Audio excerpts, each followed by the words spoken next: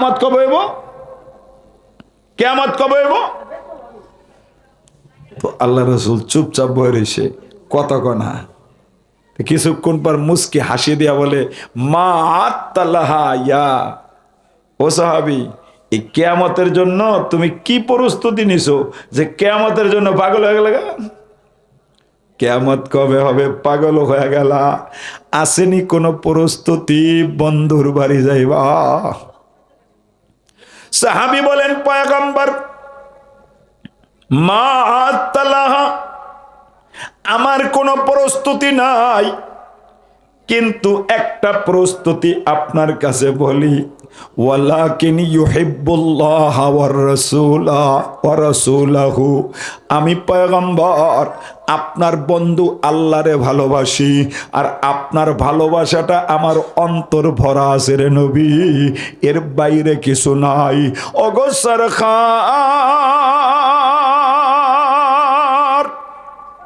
আপনার মোহাব্বত আমার হৃদয়ে আছে, আপনার মোহাব্বতটা আমার অন্তরে আছে পয়গম্বর, আমি আপনাকে ভালোবাসি গো নবী। নবী বললেন, এই সাহাবী, সত্যি কি তুমি আমারে ভালোবাসো?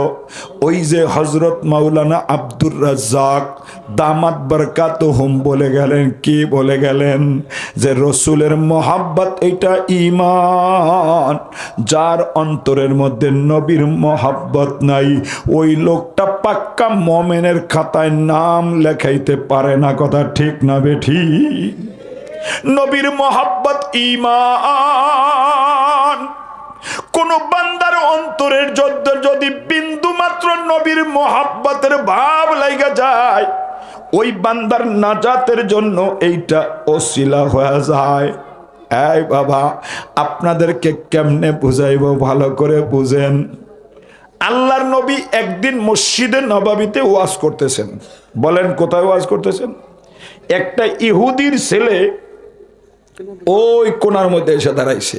যেমন ওই যে একটা যুবক দেখেন না দাঁড়ায় রয়েছে, তো কোনার মধ্যে দাঁড়াইছে। কারণটা কি? রসুল তো কথা কথা, নবীর কণ্ঠ তো সাংঘাতিক সুন্দর ছিল। এই লাইনে আলোচনা গেলে আলোচনার মোড় ঘুরে যাবে, এজন্য ওই লাইনে আমি যাব না। রসুলের কণ্ঠটা শুই না, ওর মায়া লেগে গেছে, দেখি তো মোহাম্মদ কেমন। তো যাইয়া ওই কোনার মধ্যে, ভিতরে ঢুকে না, ও বারান্দায় খাড়ায় খাড়ায় নবীরে দেখতেছে। তো ওই যে নবীরে দেখতেছে, রসুলের একটা অভ্যাস ছিল, যখন উনি বয়ান করতেন তো আমার দিকে তাকান, ডান দিক থেকে তাকাইতেন, বাম দিক পর্যন্ত প্রত্যেকটা মানুষের চেহারার দিকে নবী দেখতেন। আর আজীব ব্রেন আল্লাহ দান করছিলেন, রসুল যারা একবার দেখতেন তার কথা আর কোনোদিন ভুলতেন না। নবী তো গুণ দিয়ে দল বানাইছে। তো ইহুদির ছেলেটা 2 দিন আসছে, হঠাৎ করে 1 সপ্তাহ আর আসে না। নবী জিজ্ঞেস করলেন, সাহাবী, ছেলেটা কই গেল রে? কয়, নবী বাচ্চাটার খবর নিয়ে লই। তো বাড়ির থেকে খবর নিয়ে আসছে, প্রচন্ড জ্বর, বাচ্চা বিছনার থেকে দাঁড়াইতে পারে না। বাচ্চা তো ছোট, ও জ্বরের প্রচন্ড তাপে কাতর হয়ে গেছে। তখনকার জমানায় মদিনায় যে জ্বর হইতো, আলোচনা আসতে জন্য ইতিহাসটা আপনাদেরকে বলে দেই। এই জ্বরটা ছিল মরণ ব্যাধি। আমাদের দেশে কোনো এক সময় যদি কলেরা বসন্ত হইতো, নাকি এইসব কি বলেন, ঠিক না? ঠিক। আমাদের প্রধানমন্ত্রী দিন আজকের, তাহলে ঠিক আছে, কত কত সুবিধা দেবো। তো আপনি ওই যে আব্দুল কুদ্দুস সবরে জিজ্ঞেস করেন, কলেরা বসন্ত হইলে ওই বাড়িতে কোনো লোক যাইতো না। এমনও দেখে গেছে, এক পুকুরের পানি কলেরা রোগীর কাপড় চোপড় ধুইছে, আর একজনে খাইছে, তো মরে গেছে গা। আতঙ্কিত ছিল মানুষ, ঔষধ বাইরেছে অনেক পরে। তখনকার জমানায় মদিনার জ্বর ছিল এমন জ্বর, ভালো হইতো না, বেশিরভাগ মারা যাইত। এটা কেন বন্ধ হলো ওইটা বলেই আমি মূল আলোচনায় চলে আসি। হযরতে বিলাল রাদিয়াল্লাহু তাআলা আনহুর একবার প্রচন্ড জ্বর হয়েছে, তো মদিনায় বইরেছে, কিন্তু রোদ্রের মধ্যে শুয়ে আল্লাহরে কইতেছে, আল্লাহ মদিনা তো থাকুন যা না, কবে যে মদিনা ছেড়ে যাবো। আর এক সাহাবী এই খবর পাইছে রসুলের কাছে, যে খবর, ও নবী, আপনার বিলালে তো মোহাব্বতের, কিন্তু মদিনা তো থাকতে চায় না। কারণ কি? জ্বরের কারণে কি? আবল তাবল কইতেছে নবী, অবস্থাটা ভালো না। রসুল কাউরে কিছু না বলে হাত তুললেন, আল্লাহুম্মা হাব্বিব ইলাইয়াল মদিনা। ও বন্ধু আমার, উম্মতের দিলের মধ্যে মদিনার মহব্বত লাগায়া দেন। প্রত্যেকটা উম্মতের অন্তরের মধ্যে মদিনার মহব্বত বাড়ায়া দেন। আর আপনি মরণ বেদি জ্বরটাকে আর মদিনায় রাখেন না। যেই জ্বরের কারণে উম্মত মদিনায় থাকতে চায় না, জ্বরটা আপনি জুহফায় নিয়ে যান। যেই এলাকায় জনবসতি নাই, ওই এলাকায় জ্বরটা গেলে কারো ক্ষতি হবে না। পয়গম্বরের দোয়া কি আল্লাহ ফিরাইয়া দিবেন। ওই দিন থেকে মদিনার মহাব্বতটা মদিনার মানুষের মধ্যেই সীমাবদ্ধ থাকে নাই, তামাম পৃথিবীর মানুষের মধ্যে এমনভাবে মহাব্বতটা জায়গা বসছে। তামাম পৃথিবীর মানুষ মদিনা শুনলেই মনে করে এটা বুঝি আমার একটা হৃদয়ের আপন জায়গা। এখন তো ট্যাবলেট খেলে জ্বর ভালো হয়ে যায়। নবী বললেন, সাহাবী কি বললা লোকটার জ্বর? ইমাম বুখারী তার কিতাবে ঘটনা লেখেন, আল্লাহর নবী ইচ্ছা পোষণ করলেন, ও সাহাবী রে, আমরা একটু বাচ্চাটা দেখতে তার বাড়ির মধ্যে যাইতে চাই। নবী একজন বড় লিডার, মক্কার সর্দার, যদিও সে অমুসলিম, যদিও সে ইহুদি, কিন্তু নবীর দাম তার কাছেও আছে। ঠিক না বে ঠিক? আপনার মজমায় একজন দলের প্রতিনিধি আসছে, উনি এখানের একজন লিডার। যদি অন্য কোনো দলের মজমায়ও যায়, সেখানেও তার একটা সম্মান মানুষ দেয়, কারণ ও অমক দলের লিডার, ও বাংলাদেশের অমক, ও অমক দেশের রাষ্ট্রপ্রধান। নবী তো মনিদার সর্দার। ইহুদি রাস্তায় দাঁড়ায় জিজ্ঞেস করে, মোহাম্মদ রে, আমার বাড়িতে কেন আসলা? বলে, তোমার ছোট্ট বাচ্চাটা আমার মজবায় যাইতো, মহব্বত লাগছে, এজন্য তারে একটু দেখতে আসছি। আসমানওয়ালা বুঝি ডাক দিয়া বলে, ও ইহুদির সন্তান রে, তোর কপাল ভালো, আমার বন্ধু যারে মহব্বত করে ফেলায়, ওরে তো আমি আল্লাহ জাহান্নামে জ্বালাইতে পারি না। পয়গম্বর তার মাথার মধ্যে হাত দিলেন, মুহূর্তের মধ্যে দাঁড়ায়া গেলেন। সাহাবীকে ডাক দিয়া বললেন, সাহাবী রে, বাচ্চাটা বাঁচবে না রে, ওর হায়াত শেষ। নবীর চোখটা মলিন হয়ে গেছে। ও সাহাবীরা, বাচ্চাটার হায়াত বুঝি নাই রে। আমার একটু মন চায় ওর একটা চূড়ান্ত রকমের উপকার করি। কি উপকার করবেন নবী? টাকা পয়সা দিলে তো শেষ হয়ে যাবে। আমার মন চায় ওরে একটু কালিমা পড়াইয়া মুসলমান বানায়া যদি কবরে শোয়াইতে পারতাম, তাহলে ওই যে মজমার মহব্বতটা অনন্ত অসীম কালের জন্য কাজে লাইগা যায়। সাহাবীরা বললেন, নবী এটাই তো বড় উপকার। মজমার থেকে বাইরে চলে গেলেন। আল্লাহর নবী আবার আইসা মহব্বতে হাতটা লাগাইয়া বাচ্চার দিকে তাকায় বললেন, বালক রে, তুই একটু কালিমা পড়। ছোট্ট বাচ্চা বাবার দিকে অসহায়ের মতো তাকায়। বাবায় অনুমতি না দিলে তো কালিমা পড়তে পারে না। বাবা শক্ত কোনো জবাব দেয় না, বাচ্চা ভয়ে চুপ। কিন্তু নবী দেখতেছেন ওর হায়াত আর বাকি নাই, আজরাইল হাজির হয়ে গেছে। আবার ডাক দিয়ে বললেন, সাহাবী রে, ও বাবা ইহুদির সন্তান, তুই কালিমা পড়। এবারও বাচ্চাটা আবার বাবার দিকে জিজ্ঞাসা নেত্রে তাকায়, কিন্তু বাবার পক্ষ থেকে পজিটিভ কোনো উত্তর নাই। এবার নবী আরো আওয়াজটা মোটা করলেন, আর একটু কর্কশ ভাষায় জোরে বললেন, এই বালক, তোরে না বললাম কালিমা পড়? সময় কিন্তু বাকি নাই, হায়াত তোর শেষ পর্যায়ে। বালকটা চিৎকার করে বাবাকে বুঝাইতে চায়, ও বাবা, মদিনার আল আমিন কোনদিন মিথ্যা বলে না রে। আমার বুঝি সময় নাই রে বাবা, একটু দয়া করো, আমি কালিমা পড়ে মরতে চাই। ছোট্ট বাচ্চার বাবার দিলটা আল্লাহ পরিবর্তন করে দেয়। ডাক দিয়া বলে, বাবা তোমার যা মন চায় তা করো, আমারে জিগাও না। বাচ্চার দেরি করে না, নবীর দিকে তাকাইয়া মুস্কি হাইসা কালিমা শুরু করে দিলেন, মুহাম্মাদুর রাসূলুল্লাহ। যখন বলা শেষ হয়ে যায়, সাথে সাথে আল্লাহর পয়গম্বর মুস্কি হাইসা বলেন, সাহাবীরা রে একটু তাকায়া দেখো, ওই যে আজরাইল তার জানটা কবজ করে আসমানে চলে গেছে। আমার বালকটা পবিত্র হয়ে গেছে, ও মুমিন হইয়া কবরে গেল। মদিনার বাজারে যাও, কাফনের কাপড় কোরাই করো, মুসলমানের তরিকায় তার দাফন হবে। যাও ওর বাবারে বইলা দাও, ওর বাবা যেন ওই বাচ্চাটার গায়ের মধ্যে হাত না লাগায়। সাহাবীরা বললেন, নবী কারণটা কি? বলে, ওর বাবা কাফের আর ও তো মুসলমান হইয়া মরল। বালকটা আমার পাক, বাবা এখনো নাপাক। নাপাক মানুষ এই কাজে অংশগ্রহণ করুক, আমি তা চাই না। মদিনার বাজারে ঘোষণা লাগাও, মুহাম্মদ ওর জানাজা না পইরা বাড়ি যাইতে চায় না। আল্লাহু আকবার, দুই হাত তুলে আল্লাহু আকবার, আওয়াজ দিয়ে আল্লাহু আকবার। ये राज कैसी को नहीं मालूम के मोमेन कारी नजर आता है हकीकत में कुरान।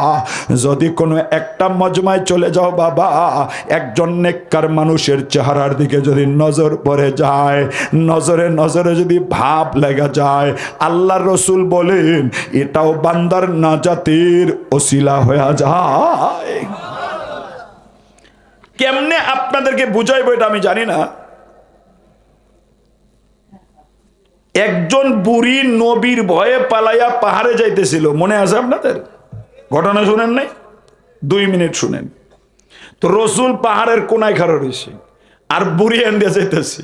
তো বুড়ি যায়া পাহাড়ের কোনায় যখন গেছে, তো নবী দয়ালু না। রসুল সম্পর্কে ইমাম বুখারী লেখেন, ইন্নাকা লাতাসিলুর রাহিমা ওয়া তাহমিলুল কাল্লা ওয়া তাকসিবুল মাদুম ওয়া তুইনু আলা নওয়াইবিল হক। ও পয়গম্বর, আপনি গরিবের বোঝা বহন করেন, হকের পর অটুট থাকেন, ন্যায়ের পক্ষে থাকেন, গরিবের পক্ষে থাকেন। আপনার মতো মানুষকে আল্লাহ বেইজ্জতি করবে না। দুঃখজনক হলেও সত্য, এখন আমরা যারা ওলামায়ে কেরাম আছি, আমরা মনে করি মানুষের উপকার করা মনে হয় শুধুমাত্র রাজনীতিবিদদের কাজ, মানুষের উপকার করা মনে হয় সমাজের লিডারদের কাজ, মানুষের উপকার করা 1 নম্বরে ওলামায়ে কেরামের কাজ। ওই কাজ আমরা না করতে করতে এখন আল্লাহ অন্য কান্দের মধ্যে দিয়ে দিস। কিন্তু একটা কাম আলেমরা করে, এটা না বললেই নয়। ধরেন আমাদের আজকের প্রধান অতিথি আসছে, উনি হয়তোবা কইব যে আমি মাদ্রাসা একটা দান করে গেলাম, রাস্তা না থাকলে কইব আমি যদি কোনোদিন ক্ষমতা আসি তো একটা রাস্তা করে দেবনি, আপনাদের একটা উপকার করুন। এই উপকারটা ক্ষণস্থায়ী, এটারও একটা লাভ, এটারও একটা লাভ। আর যদি কোনো মুমিন গুনাহগার হয়ে যায়, ও জাহান্নামের পথে চলে, ওই লোকটাকে বুঝাইয়া নেককার বানায়া আল্লাহওয়ালা বানায়া যদি জান্নাতের পথ দেখানো যায়, এর চাইতে দামি উপকার আর কিচ্ছু হয় না। ওই কাজটা উলামায়ে কেরামের জেনারেশন ছাড়া আর কেউ করতে পারে না। এজন্য পয়গম্বর বলে যায়, উল উলামা ওয়ারাসাতুল আম্বিয়া, দুনিয়ার মধ্যে আলেমদেরকে আমি আমার নবীর প্রতিনিধি ঘোষণা করলাম। আমি যখন না থাকবো, আলেমদের কাছে যাইবা, ওরা তোদেরকে বুঝাইয়া ইসলামী পথে আনবে। কিয়ামতের ময়দানে আমার উম্মত বাড়বে, আর আমি সেই দিন উম্মত নিয়ে আল্লাহর কাছে গর্ব করব। এই জন্য এক আজীব হাদিস আপনাদেরকে শোনাই। কিয়ামতের ময়দান যখন হবে, তো জান্নাতি উম্মতরা সব দাঁড়াইব। একা সারা পৃথিবীর নবীদের উম্মত জান্নাতি হবে 1 ভাগ, আর আমাদের নবীর একা জান্নাতি উম্মতের সংখ্যা হবে 2 ভাগ। রসুল বলেন ওই দিন উম্মত নিয়ে রবের কাছে আমি গর্ব করব। রসুল চলে গেলেন, উম্মতের সংখ্যা মাত্র কত? 1.25 লাখ নাকি বলেন? আর এখন কত? 200 কোটির উপরে মুসলমান। তাহলে বোঝা গেল কেউ না কেউ ইসলাম বুঝায়। নান্দেশ্বরীর হুজুর, আমি কমপক্ষে 10 বছর নান্দেশ্বরী ওয়াজ করছি। তো ওখান থেকে কোনো কারণে আসলেন তো ঘরের কোনায় আবার একটা মাদ্রাসা শুরু করে দিলেন। কারণটা কি? উনিও তো ব্যবসা বুঝেন, উনিও রাজনীতি বুঝেন, উনিও মাতুব্বারি বুঝেন, উনিও ডিম বেচতে পারেন, উনিও বাদাম বিক্রি করতে পারেন, উনিও সাটুরিয়া বাজারে বড় একটা দোকান দিয়ে ব্যবসায়ী হতে পারেন। সব বাদ দিয়া উম্মতে মুসলিমার সন্তানদেরকে নেককার বানাইয়া পর জগতের মুক্তির কাজে নিয়োজিত কেন করছেন? যেটা আল্লাহর নবী যাওয়ার পরে এই দায়িত্ব মাওলানা আব্দুল সালামের কাঁধে দিয়ে গেছেন। এই জন্য এই দায়িত্ব থেকে দূরে যাইতে পারেন না। আল্লাহর পয়গম্বর ডাক দিয়া বলেন, এই ইয়াজুজা, ও বুড়িমা, তোমার হাটের মধ্যে বোঝা, বাম হাতে বোঝা, মাথায় গাঠটি, কোথায় যাও? বুড়ি বলে, যুবক রে, 4 মাইল হাইটা আসলাম, কেউ তো জিগাইল না। তুমি যখন জিজ্ঞেস করলা, আমার কথাটা একটু শুনে যাও। বৃদ্ধ মানুষ মনের কথা ব্যক্ত করতে পারলে মনটা খুশি হয়ে যায়। কয় যে, বাবা, মোহাম্মদের যন্ত্রণায় এ দেশে আর থাকুন যায় না। তো রসুল মুস্কি হাসিয়ে দিয়েছে, কয়, মা, মোহাম্মদ কি করে? কয়, জানো না? মক্কার মধ্যে অশান্তি লাগাই দিছে। কি অশান্তি করে? কয়, তার খোদা বলে একজন, আবার এই চোখে দেখা যায় না, কোনোদিন দেখা যাবেও না। আর আমাদের খোদা 360 জন বানায় রাখছি মক্কা শরীফ। কোনোটা স্বর্ণের, কোনোটা রূপার, কোনোটা পাথরের। বানাই বুনে রেখে দিয়েছি, ধরতে পারলে ধরি, শুইতে পারলে শুই, গলায় জড়াইলে জড়াই। আর মোহাম্মদের খোদা হলো ধরা শোয়ার বাইরে। এই আজীব খোদার কথা বইলা মক্কায় একটা গ্রুপ তৈরি করছে। রসুল বলে, কি করে? কয়, জানো না? এক গোষ্ঠী তার খোদারে মানে, আর এক গোষ্ঠী আমগো কথা মানে। এক গোষ্ঠী একজন ছেলে তার কথা মানে, মেয়ে যায় আমগো কথা মানে। 2 গ্রুপের দ্বন্দ্বে মক্কায় অশান্ত হয়ে গেছে। আর এই দেশে থাকুম না, পাহাড়ে যাবো। রসুল বললেন, মা, যাইবা তো মোহাম্মদের ভয়ে পাহাড়ে? তো মোহাম্মদের কি কোনোদিন দেখছো? হাই হাই, কি বললা? মোহাম্মদের লাগে যেন আমার কোনোদিন দেখা না হয়, এই ভয়েই তো পাহাড়ে যাইতেছি। রসুল বলেন, কারণটা কি? কয়, জানো না? মক্কার 1 নম্বরের জাদুকরের নাম হলো মোহাম্মদ। নাউজুবিল্লাহ। নবী জিজ্ঞেস করলেন, মা গো, কি জাদু মোহাম্মদ করে? এই যুবক, মোহাম্মদ তন্ত্র মন্ত্র পড়ে না। মোহাম্মদ কখনো বক্তব্য বেশি লম্বা দেয় না, চুপচাপ দাঁড়ায় থাকে। ভগবান তারে এত সুন্দর একটা চেহারা দান করছেন, ওই চেহারার দিকে যদি আমাদের ধর্মের মানুষ কখনো তাকায়, অটোমেটিক কালিমা পয়রা মুসলমান হয়ে যায়। আল্লাহু আকবার করবেন না? 2 হাত তুলে বলেন আল্লাহু আকবার, আওয়াজ দিয়ে আল্লাহু আকবার। নবী বললেন, বুড়িমা, বুঝতে পারছি তোমার মনের কষ্টের কথা। তাহলে এই বোঝাটা একটু আমারে দাও, আমি মাথায় লইয়া পাহাড়ে যাই, তোমার একটু উপকার হোক। নবী বুড়ির বোঝা মাথায় লয়। আসমানওয়ালা বুঝির ডাক দিয়া বলে, বুড়ি রে, কার মাথার মধ্যে বোঝা উঠাইয়া দিলা? আমার হাবিবরে যদি কেউ মহাব্বত করে ফেলায়, ওই মানুষটা জাহান্নামে জ্বালাইতে আমি আল্লাহর বড় লজ্জা হয়। পাহাড়ের চূড়ার মধ্যে যাইয়া নবী আমার মাথার থেকে বোঝাটা নামাইয়া বুড়িরে ডাক দিয়ে বলে, এই বুড়ি মা, ওয়ামা রায়ুকে ইয়াজুজা, মোহাম্মদ সম্পর্কে তোমার মন্তব্যটা না কি বলছিলা? বুড়ি বলে, যুবক, দেখতে শুনতে বেরেনি মনে হয়, সব কি ভুইলা খাইলা? পাহাড়ে ওঠার আগেই তো বললাম, হুয়া সাহের, ও একজন কাদ্দাব, ও একজন মিথ্যাবাদী, ও একজন ধোকাবাজ, প্রতারক, জাদুকর। তোমার না বইলাই পাহাড়ে উঠলাম, আবার বললা। বুড়ি যত বক্তব্য দেয়, আমার নবীর নুরানি চেহারাটা তত নিচু হয়ে যায়। নবী এবার জিজ্ঞেস করলেন, বুড়িমা, মোহাম্মদ রে তো কোনোদিন দেখো নাই রে, এই যুবকরে একটু দেখা রাখ, কাজে লাগতে পারে। বুড়ির সাথে এত কোন নবীর ব্যবহারটা অত্যন্ত ভালো।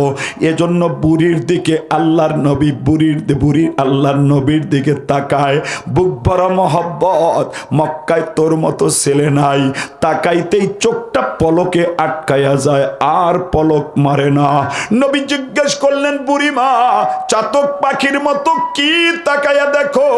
বলে, এই যুবক রে, মক্কার জমিনের মধ্যে প্রান্ত এই বয়স পর্যন্ত কত নাগর দেখলাম রে, কিন্তু তোর মতো সুন্দর যুবক তো কোনোদিন নজরে পড়লো না। ও যুবক, তোরে শুধু দেখতেই মন চায়, মনটা ভরা যায়। এত সুন্দর মানুষ মক্কার জমিনে আর কোনোদিন আমার বয়সের নজরে পড়ে নাই। নবী বললেন, বুড়িমা যেই চেহারাটা দেখলা, এটা কি মিথ্যাবাদীর চেহারা মনে হয়? বুড়ি বলে, যুবক রে, ভগবানের কসম খাইলাম, তোর চেহারা সাক্ষী দেয় তুই কোনোদিন মিথ্যা বলতে পারিস না।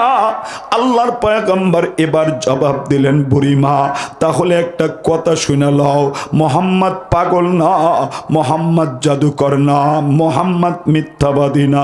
ও মা, আমি যদি বলি যেই যুবকটা তোমার সামনে দাঁড়ায় আছে সেই মোহাম্মদ, তাহলে ইসলাম সম্পর্কে সিদ্ধান্তটা কি হবে একটু জানায়া দাও। বুড়ি ডাক দিয়ে বলে, যুবক রে, কলিজায় তোর মোহাম্মতের আগুন লাইগা গেছে, হাত বাড়াইয়া দিলাম, তুই যদি মোহাম্মদ হইয়া থাকোস দেরি করিস না, কালিমা পয়রা আমি মুসলমান হইয়া যাই। আল্লাহু আকবার।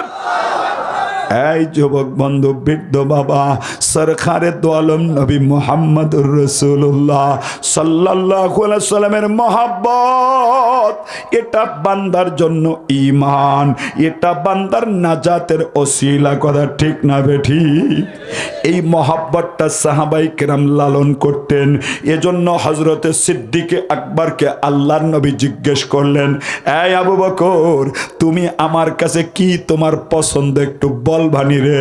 হযরতে আবু বকর বলেন, নবী আপনার নূরানি চেহারার দিকে তাকায়া থাকতে আপনার ভালো লাগে, আপনার মহব্বত দুনিয়ার মধ্যে আমার এক নম্বরের কাজ। সরকারে দো আলম নবীর মহব্বত সাহাবীদের জন্য ঈমান। এই যুবক বন্ধু, বৃদ্ধ বাবা, নবীর একটা ছোট্ট সাহাবীর ঘটনা আপনাদেরকে শোনাই। নাম তার আব্দুল্লাহ, বাড়িটা নবীর দেশ থেকে একটু দূরে। সন্তানটা ইহুদির, নবীর বাড়ি আসছেন, নবীর একবার দেখছেন, কাছে গেছেন, তার কথা শুই না মহব্বত লেগে গেছে, কালিমা পয়রা বাড়ি চলে যায়। বাড়ির মধ্যে যাওয়ার পরে চাচা ছিল লিডার, জিজ্ঞেস করে, এই এই মোহাম্মদের নামটা কইলে যে মুস্কি হাসোস, মোহাম্মদ এলাকা আবার বাপ লাগাই আইসোস নি? কয়, চাচা শুধু বাপ লাগাই নাই, আমি তো নিজের মোহাম্মদের কাছে বিক্রি করে দিছি, আমি মোহাম্মদের কালিমা পড়ে ফেলছি। ও চাচা, ধর্মের থেকে দূরে না, মোহাম্মদ এমন ভালো মানুষ, তারে মোহাব্বত করা ছাড়া কোনো উপায় নাই। যুবক বন্ধু, বৃদ্ধ বাবা, চাচা ডাক দিয়া বলে, যুবকেরা রে, শুনছনি মোহাম্মদের কথা? আমার ঘরের মধ্যে মোহাম্মদের ভক্ত তৈয়ার হয়ে গেছে, ওরে আঘাত করে বাড়ির থেকে তাড়ায়া দাও। যুবক নিষ্কণ্ঠকে ডাক দিয়া বলে, চাচা বাবা নাই, তুমি আমার বাবা, যদি বিদায় দিয়া দাও আমি তোমাকে সমস্ত সম্পদ লেখা দিব, কিন্তু নবীরে ভুলতে পারবো না। নবীরে ভুলুন যাব না চাচা। মহব্বত এমন একটা জিনিস, ভালোবাসা এমন একটা জিনিস, দুনিয়ার ভালোবাসাই তো মানুষ বলতে পারে না, আর আখেরাতের ভালোবাসা কেমনে বলবো? ছেলেরে বুঝায় বাবাই, বাবা এর বংশ খারাপ, মাইয়াটার ছেলে খারাপ, বাপ খারাপ, মা খারাপ, তাকে আমি চিনি, আমাদের সাথে দীর্ঘদিন মামলা মোকদ্দমা গ্যাঞ্জাম, খবরদার বাবা তুই এ বাড়িতে কিন্তু যাইস না। সকালবেলা দেখবেন জেলা পরিষদের সামনে এই দুইজনই চা খাইতেছে। কথা ঠিক না বেঠিক? मोहब्बत एक अजीब शई है, बयां करना नामुमकिन है। जहाँ बारिश बरसती है वहाँ बिजली चमकती है। मोहब्बत एमन एक जिनिस, এটা গোপন রাখা যায় না, প্রকাশ হইয়া যায়। এজন্য সিদ্দিক আকবর বলেন, নবী গো, আমি আপনারে ভালোবাসি, আপনার চেহারা দেখতে ভালোবাসি। দুনিয়ার সবচাইতে আনন্দের হইল আপনার চেহারাটা দেখা। এজন্য আল্লাহ ডাক দিয়া বললেন, এই ফেরেশতা, বন্ধুর সাথে আবু বকরকে হিজরত করতে বল।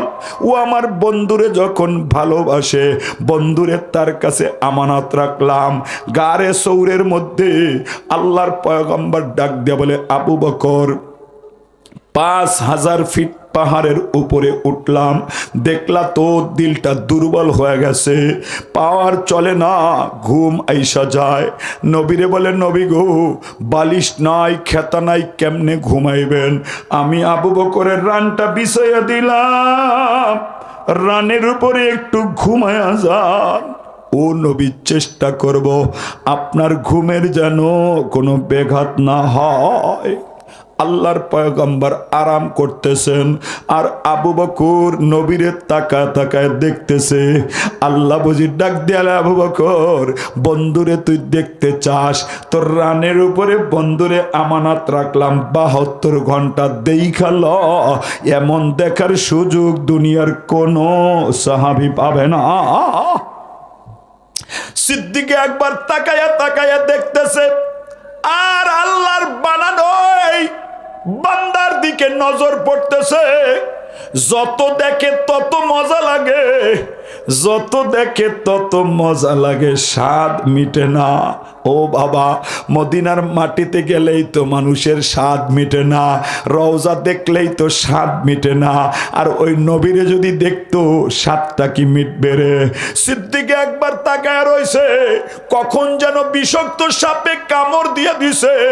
আবু বকর দুইটা দাঁত কামড়াইয়া হাতটা শক্ত করে ধরে রাখছে, যেন রানের মধ্যে নাড়া না লাইগা যায়, নবীর ঘুমটা যেন ভাঙ্গা না যায়। আল্লাহর পয়গম্বর হঠাৎ করে দেখেন গালের মধ্যে চোখের পানি। কারণ আবু বকর তো আসমানে তাকায় থাকে নাই, ডাইনে তাকায় নাই, বামে তাকায় নাই, তাকাইছে তো নবীর চেহারার দিক। এজন্য চোখের পানি বিষের বেদনায় কখন যেন কোনা বাইয়া নবীর গণ্ডদয়ের মাঝখানে পড়ে গেছে। নবীর ঘুমটা ভেঙে যায়, তাকায় দেখে চেহারাটা বিবর্ণ হয়ে গেছে। জিজ্ঞেস করলেন, সিদ্দিকে আকবর রে, চেহারাটা এমন কেন দেখা যায়? ডাক দিয়া বলে, পয়গম্বর, বিষাক্ত পাহাড়ি সাপ আপনার আবু বকরকে ধ্বংসন করছে। আল্লাহর পয়গম্বর বললেন, আবু বকর, আমারে কেন ঘুম থেকে জাগাইলা না রে বন্ধু? বলে, ও পয়গম্বর, এভাবে যদি আবু বকর মইরাও যাইতো আপনার ঘুম ভাঙ্গাইতো না। আপনারে দেখতে দেখতে যদি কবরে যাইতে পারতাম, এর চাইতে আনন্দের আমার আর কিছু নাই। আল্লাহর পয়গম্বর জেগে গেলেন, একটু বরকতি থুতু আবু বকরের পায়ের মধ্যে লাগাইয়া দিলেন। সাথে সাথে সাপের বিষ আল্লাহ রাব্বুল আলামিন পানি বানায়া দেয়। মোহাব্বত এমন জিনিস বাবা, ওটা কোনোদিন গোপন রাখা যায় না। আব্দুল্লাহ ডাক দিয়ে বলে, চাচা, আমি কালিমা পড়েছি, মন চায় তা করতে পারো, আমার কোনো আফসোস নাই। গ্রামের মানুষ মিলে আব্দুল্লাহকে মারা শুরু করছে। উরক্তাত্ত আব্দুল্লাহ জমিনের মধ্যে পইরা আল্লাহরে ডাকতেছে। এবার চাচা বলে, আব্দুল্লাহ মোহাম্মদের ভক্ত, ওরে সাইরা দিস না, ওর গায়ের কাপড় চোপড় খুইলা তারপরে মোহাম্মদের বাড়ি উলঙ্গ কইরা বেইজ্জতি করে পাঠাইয়া দে, যেন কোনো অবস্থায় এখান থেকে যাইতে না পারে। চাচা যখন গায়ের কাপড়টা খুলে ফেললেন, আব্দুল্লাহ ডাক দিয়ে বলে, ওরে চাচা, ও চাচা গো, তোর আল্লাহর দোহাই লাগে রে, আমার পরনের লুঙ্গিটা খুইলা রাইখো না, সব সম্পদ তোমারে দিয়া গেলাম, মোহাম্মদের বাড়ি উলঙ্গ হইয়া যাওয়া যায় না, একটা কাপড় দাও রে চাচা। কাপড়টা খুইলা উলঙ্গ করে পাঠায়। আব্দুল্লাহ লজ্জাস্থানের উপরে একটা হাত রাইখা অসহায়ের মতো আল্লাহরে ডাক দেয়, মালিক রে, তোমার বন্ধুরে মহাব্বত করার কারণে জালেমরা আমার কাপড়টা খুইলা রাইখা দিল।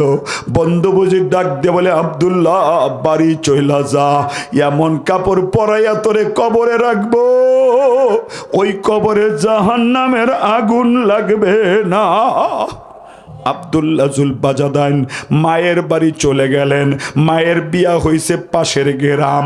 ওই গ্রামের মধ্যে যাইয়া মা বলে ডাক দিছে, দরজা খুলে গেছে। আম্মা ডাক দিয়া বলে, বাবা এমন সর্বনাশটা কে করলো? বলে চাচা করছে। মা বিদায়ের আগে একটা কাপড় ভিক্ষা চাই, যেটা লইয়া আমি নবীর বাড়ি যাব। আম্মা যেন একটা চাদর দিলেন, দুইটা টুকরা করলেন, একটা টুকরা লজ্জাস্থান ঢাকলেন, আর একটা গায়ে পড়লেন, নবীর বাড়ি রওনা দিলেন। তখন থেকে আব্দুল্লাহর নাম জুল বাজাদাইন, দুই চাদরওয়ালা হয়ে যায়। দুই চাদরওয়ালা আব্দুল্লাহ নবীর বাড়ি গেছে। নবী বলে, আব্দুল্লাহ দাঁড়াও। আব্দুল্লাহ বলে, নবী গো দাঁড়াইতে পারবো না, সতর খুইলা যায়, কাপড় নাই রে নবী। আল্লাহর নবী মনে বড় কষ্ট পাইয়া গেলেন। কাফেররা কি এত নিষ্ঠুর হয়? ওর গায়ের কাপড়টাও খুইলা রাইখা দিল। নবী বুকে জড়ায় বলে, আব্দুল্লাহ এইটা আমার মাদ্রাসা আসহাবে সুফা, ভর্তি হয়ে যা, পাইলে খাইবি, না পাইলে না খাবি, বন্ধু খুশি হইয়া যায়। আব্দুল্লাহ আসহাবে সুফার ছাত্র হইয়া গেলেন। পাইলে খায়, না পাইলে খায় না, কিন্তু কষ্টের যন্ত্রণায় মাঝে মাঝে আল্লাহ বইলা ডাক দেয়। সাহাবাই কেরাম বলে, ও নবী আপনার আব্দুল্লাহ মাঝে মাঝে আল্লাহরে ডাকে ডিস্টার্ব হয়। নবী বলেন, তোরা আব্দুল্লাহরে কিছু বলিস না, ও ইসলাম গ্রহণ করার কারণে নিজের কাপড়টা লইয়া আমার বাড়ি আসতে পারে নাই। এত কষ্ট মদিনার কোনো সাহাবী করে নাই। নবী তার জায়গায় বসা। একদিন ঘোষণা করলেন যুদ্ধে যাবে। আব্দুল্লাহ জুল বাজাদাইন বলে, নবী আমার নামটা লেখেন। বলে, তোমার তো বয়স হয় নাই। বলে, নবী আপনি মদিনায় নাই, বাবাও নাই, সহ্য করতে পারবো না। বাবার কথা ভুলে গেছি, মায়ের কথা ভুলে গেছি। আপনার চেহারা দেখা, আপনারে না দেখা আমি মদিনায় থাকতে চাই না, আমিও যাব। নবীর নামটা লিখলেন, রওনা দিলেন। সপ্তাহ পার হলো। একটা জায়গার মধ্যে তাবু গাড়লেন। ওই জায়গার মধ্যে তাবু গাইরা আব্দুল্লাহ জুল বাজাদের একটা তাবুতে ঘুমায়, আল্লাহর পয়গম্বর আর একটা তাবুর মধ্যে ঘুমায়। পয়গম্বর এবার জিজ্ঞেস করলেন, সাহাবী আব্দুল্লাহ কেমন আছে? বলে, প্রচন্ড জ্বর, বিছনার থেকে দাঁড়াইতে পারে না, নবী দেখতে যাবেননি। নবী চলে যায়, আব্দুল্লাহর তাবুর মধ্যে ঢুকলেন। মাথায় হাত রাইখা দেখে আব্দুল্লাহর প্রচন্ড জ্বর, দাঁড়াইতে পারে না। নবী বলে, সাহাবী রে, আজ যদি আব্দুল্লাহর মা বাইচা থাকতো, ও মায়ের কাছে থাকলে মা মাথায় পানি দিত, আদর করত, আমি ছাড়া তো ওর কেউ নাই। নবী মাথা মুছায়া দেয়। আব্দুল্লাহর আনন্দের পানিটা গাল বাইয়া পরে নবীরে বুঝাইতে চায়, ও নবী আমার, দুনিয়ায় আপনি আছেন, আপনার নূরানি চেহারা দেখা দেখা যদি কবরে যাওয়া যায়, এটা বান্দার নাজাতের ওসিলা হয়ে যায়। দেখতে দেখতে আব্দুল্লাহ চলে গেলেন। আল্লাহর নবী বললেন, ওমর, আব্দুল্লাহরে তাড়াতাড়ি একটু গোসল করাও, কাফন পরাও। এই মরুভূমির মধ্যে আব্দুল্লাহরে কাফন পরাইয়া দিব, দাফন করে দিবে। আব্দুল্লাহ বলে, পয়গম্বর গোসল তো হয়ে গেছে, কিন্তু কাফনের কাপড় কই পাবো? নবী বললেন, ওমর তুমি কি জানো না, আব্দুল্লাহ যেই দিন আমার বাড়ি আসছে, উলঙ্গ হয়ে আসছে, সাধারণ কোনো কাপড় দিয়া আব্দুল্লাহরে কাফন পরায়ও না, আমি মুহাম্মাদের গায়ের চাদর খুইলা দিলাম। আল্লাহু আকবার। আমি নবীর গায়ের চাদরটা খুইলা দিলাম, এই চাদরটা পরাইয়াই আব্দুল্লাহরে কাফন পরাইয়া দাও। বন্ধু দেখুক আব্দুল্লাহ আমার কত আপন। কাফন দাপন হলো। হযরতে ওমর বললেন, নবী গো, জানাজা রেডি আছে, কে আব্দুল্লাহর জানাজা পড়াবে বইলা দেন। নবী বুঝাইতে চাই, এরে ওমর তুমি কি মাসলা জানো না, যে যার আপন সেই তো তার জানাজা পড়ায়। আমি মুহাম্মাদুর রাসূল আব্দুল্লাহর আপন, আমি ছাড়া কে জানাজা পড়াইবে? আমি এই ওর জানাজা পড়াইব, তোমরা জানাজায় যাইও না। নবী জানাজার দরজায় দাঁড়ায়া যদি বলে আল্লাহুম্মা গফিরলি হাইয়ানা ওয়া মাইয়াতানা, ও যুবক বন্ধু বৃদ্ধ বাবারে, আসমানওয়ালা কি নবীর হাতের দোয়াটা ফিরাইয়া দিবেনি রে? কি বলেন, দিবেনি? নবী দোয়া করে জানাজা পড়ায়। আব্দুল্লাহ কবরে নামলেন, নাশ লেখা হলো। একদিকে হজরতে ওমর নামলেন, আর একদিকে সাহিবুন নালাইন হজরতে আব্দুল্লাহ ইবনে মাসউদ নামলেন। আস্তে করে রাখলেন। নবী বন্ধুরে ডাক দিয়ে বলে, বন্ধুরে, যতদিন আব্দুল্লাহ বাইচা ছিল আমি আব্দুল্লাহরে কোনো কষ্ট দেই নাই। আমার চাদর পরাইয়া আপনার কবরে শোয়াইলাম, ফিরিস্তারা যেন আব্দুল্লাহর কষ্টের কারণ হইয়া না যায়।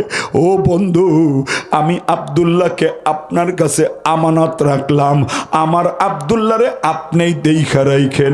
এই বাবা, নবীর চাদরটা যেন আব্দুল্লাহর নাজাতের ওসিলা হইয়া যায়। কথা ঠিক না বে ঠিক?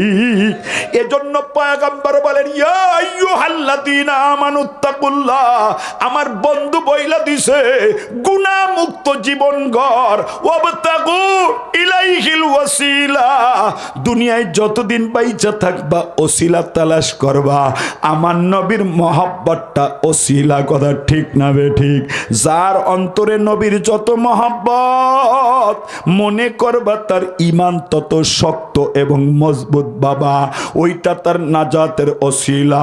যুবক বন্ধু প্রশ্ন করতে পারো, আমরা তো নামাজ রোজা করি, ওসিয়ত লাগে না, আর আমাদের কোনো অবস্থাতেই ওসিলা লাগবে না। নবীর সাহাবীরা ওসিলা তালাশ করতেন। কে? নবীর সাহাবী খাদিজাতুল কুবরা, নবীর স্ত্রী, আল্লাহর সালাম পাইছেন। হঠাৎ করে একদিন ফাতেমারে বলতেছে, মা মা। জি? মা, তুমি আজকে যখন তোমার বাবা আইবো, বাবার একটা কথা বললো। কি কথা? বলে আমি অনেক দিন অসুস্থ, আল্লাহ ভালো করে না, আমার মনে হয় আমি মারা যাব, আমি বাঁচবো না, কবরে কি নিয়ে যাব মা? আমার কোনো আমল নাই।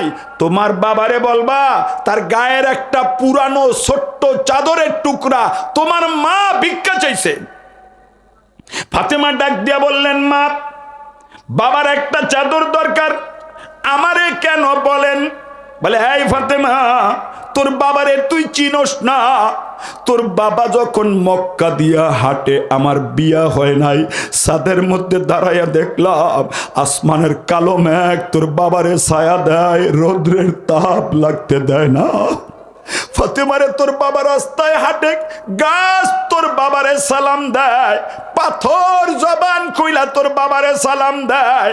তোর বাবার মতো দামি দুনিয়ায় কেউ নাই। আমি সাহস পাই না চাদর চাইতে, কিন্তু তোরে মা বইলা ডাক দিয়া তোর বাবা মা আমিনার কথা ভুইলা যায়। তুই একটু দয়া করে বাবারে বুঝায়া বলিস। মা চলে যাবে, ফাতেমা কাঁদে। ইতিমধ্যে আল্লাহর নবী বাড়ি আসছেন, দেখে ফাতেমা কাঁদে। জিজ্ঞেস করলেন, মা কেন কাঁদো? বলে, কান্নার কারণ বলবো না, আগে বলেন আমি একটা আবদার করব, ওই আবদারটা রক্ষা হবে নি রে। কি আবদার করবেন মা? বলে, ও পয়গম্বর, ও আমার বাবা, আমার মা খাদিজাতুল কুবরা দীর্ঘদিন অসুস্থ, বিছনায় পড়ে রইছে, ঘুম থেকে উঠে না, কষ্ট হয়। মায়ের বিশ্বাস আল্লাহ তারে এ উসিলায় নিয়ে যাবেন, কিন্তু কবরকে বড় ভয় পায়। ও বন্ধু, আব্বা গো, আপনার পুরনো একটা চাদরের টুকরা আমার মা আপনার কাছে ভিক্ষা চাইছে। নবী কান্না শুরু করে দিলেন। রাসূলুল্লাহ কি আসু, এই কিতাবের মধ্যে শাহ আব্দুল গনি মুহাদ্দিসে দেহলভী লেখেন, এই বাবা, কিতাবটা বাংলা করছেন জামিয়াতুল আবরারের শিক্ষক আমার ওস্তাদ হযরত মাওলানা আব্দুল হামিদ দামাত বরকাতুহুম। তোমরা পড়ে দেখবা, যত কারণে নবী জোরে কান্না করছেন তার একটা কারণ আজকে পাওয়া গেছে। কান্নার আওয়াজ চলতেছে, নবী ভিতর থেকে হাঁপুর কাপড় দিয়া খাদিজা আসলেন, নবীর পিঠের মধ্যে হাত দিয়ে বলে, ওগো সরকার, মক্কায় কেউ কি আপনারে গালি দিছে? আপনি কেন কাঁদেন? বলে কান্নার কারণ বলি তোমাকে একটা, কলে কি কথা? একটা চাদরের টুকরা চাইলাম, মেয়েরে কেন বলো? মোহাম্মদ কি তোমারে ভালোবাসে না? বলে ওগো পয়গম্বর, আমার বড় অসহায় লাগে, আপনি দামি, আমি দুর্বল, দুর্বল হইয়া সবলের কাছে তো কোনো অধিকার পাওয়া যায় না, এজন্য বললাম নবী একটা চাদরের টুকরা দিবেননি।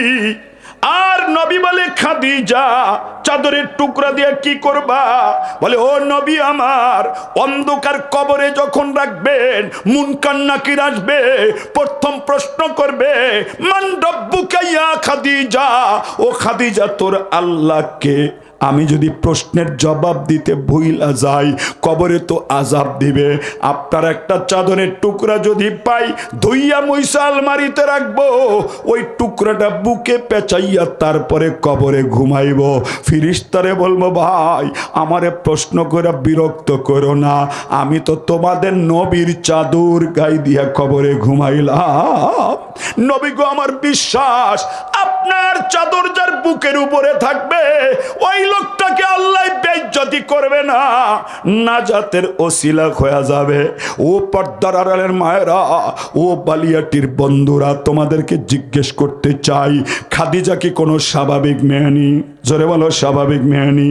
নবীর স্ত্রী খাদিজা, ফাতেমার মা খাদিজা, হাসান আর হুসাইন জান্নাতি যুবকদের সর্দার, তাদের নানি খাদিজা। শুধু তাই না, মক্কায় গারে হেরা হজ যারা করছো তারা চিনো বাবা, ওই পাহাড়ের চূড়ার মধ্যে আল্লাহর সালাম পাইছেন খাদিজা। দুই হাত তুলে আল্লাহু আকবার। কার সালাম পাইছে? কার সালাম? জোরে বলো, কার সালাম? আল্লাহর সালাম পাইছে খাদিজা। নবী যেই দিন পাহাড়ে ইবাদত করতে গেলেন, 40 দিন থাকবেন, খাদিজা সেজদারত অবস্থায় চলে গেলেন। সালাম ফিরাইয়া নবী বলে, খাদিজা 3000 ফিট উঁচা পাহাড় কেমনে উঠলা? বলে, ওগো সরকার, নাজাতের ওসিলা তালাশ করতে করতে পাহাড় বাইয়া উঠলাম।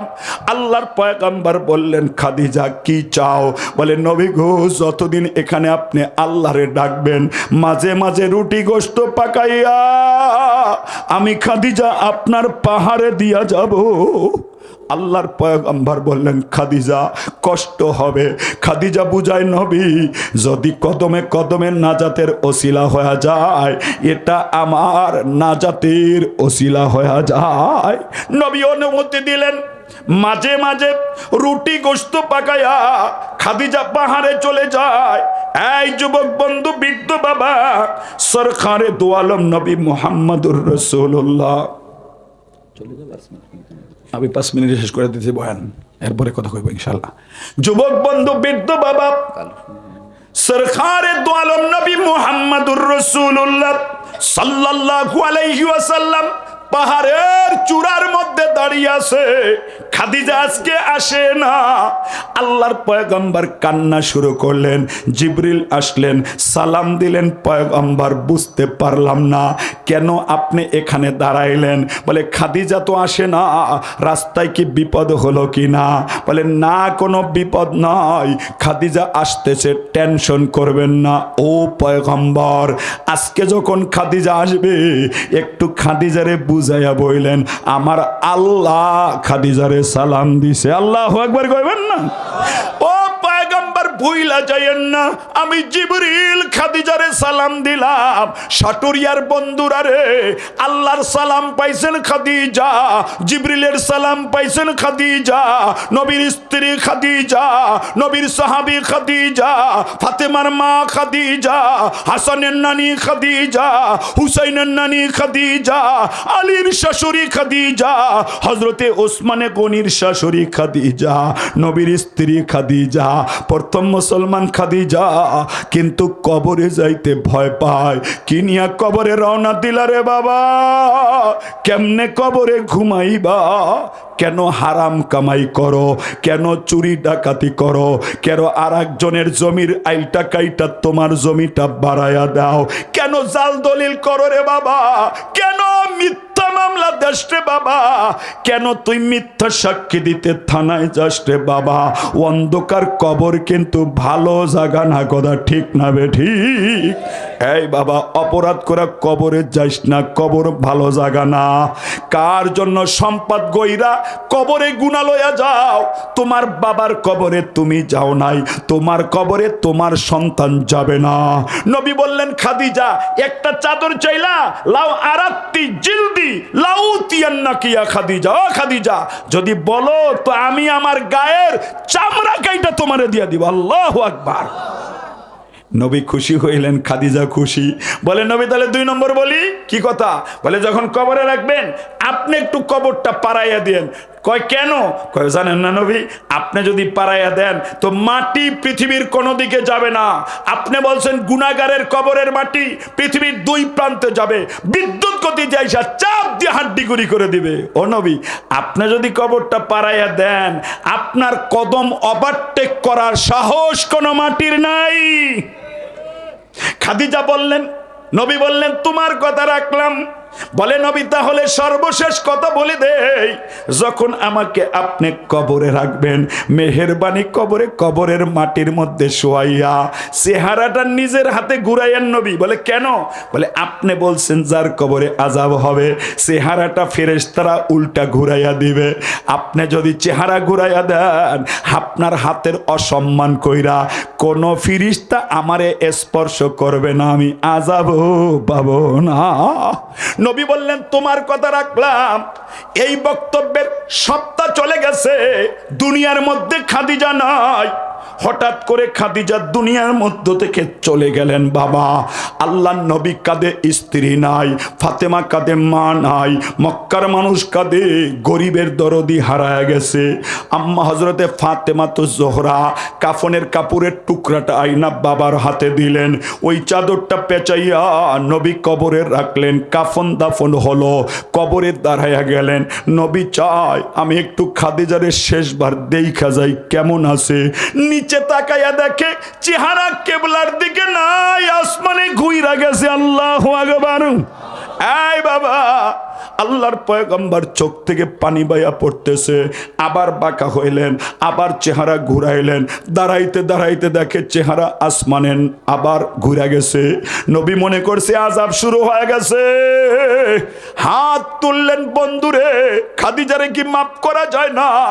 জিবরিল আমিন আসমান থেকে আসলেন, সালাম দিলেন, ও পয়গম্বর কেন আপনি কান্না করতেছেন? বলে খাদিজার কবরে আযাব বুঝি শুরু হয়ে গেছে। জিবরিল বলে পয়গম্বর আপনার কথা মানবো না, বন্ধুর কথা মানবো। আপনি একবার চেহারা কেবলাই ঘুরাইয়া দেন। আর বন্ধু ডাক দিয়া বলে জিবরাইল রে, চেহারাটা ঘুরাইস না, আসমানে রাখ, আমি আসমানওয়ালা খাদিজারে দেখতে চাই। খাদিজা আমারে দেখুক, আমি তারে দেখি। বন্ধুরে যাইয়া বল, বন্ধু যেন বাড়ি চইলা যায়। ওয়াদা করলাম কিয়ামত পর্যন্ত খাদিজার কবরে আযাব যাবে না। আল্লাহু আকবার। ও যুবক বন্ধু, বৃদ্ধ বাবা, এজন্য আমার আল্লাহ বলেন ইয়া আইয়ুহাল্লাযীনা আমানুত্তাকুল্লাহ, ও